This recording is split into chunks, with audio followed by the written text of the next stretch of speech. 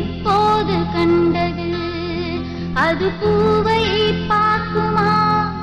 இல்லை காவல் காக்குமா அந்த சாமிதான் சொல்லணும் அந்த